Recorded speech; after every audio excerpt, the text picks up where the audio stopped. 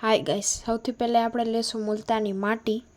તમારા ફેસના અકોર્ડિંગ મુલતાની માટી આપણે લેશું. પછી લઈ લીધી છે હળદર, જે હું હાફ ટેબલ સ્પૂન નાખીશ.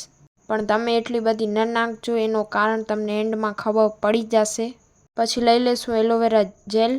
એલોવેરા જેલ પણ હું 1 ટેબલ સ્પૂન નાખીશ. પછી 1 ટેબલ સ્પૂન હની.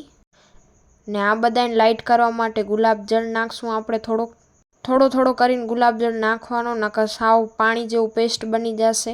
આપણે એની થિકનેસ પેક જેવી રાખવાની છે. અહીંયા કને હું ટીવી જોતે કામ કરું છું. થોડુંક થીક છે તો આપણે એનામાં થોડું ગુલાબજળ નાખીને પ્રોપર પેસ્ટ બનાવશું, જેનાથી એપ્લિકેશન એકદમ ઇઝી રહે અને સુકાવવામાં બી બરોબર થાય. આપણી પેસ્ટ રેડી થઈ ગઈ છે. હવે આપણે લગાડી લઈએ. જો એની થિકનેસ આ ટાઈપની કંઈક હોવી જોઈએ. આનાથી પણ ઓછી હશે તો બી ચાલશે.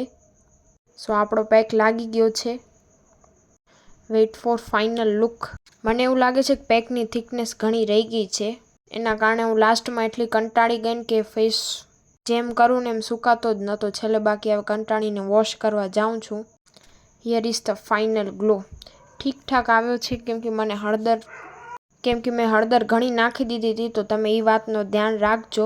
બાકી ગ્લો આવશે એ 100%. Bye bye. હું મળું તમને.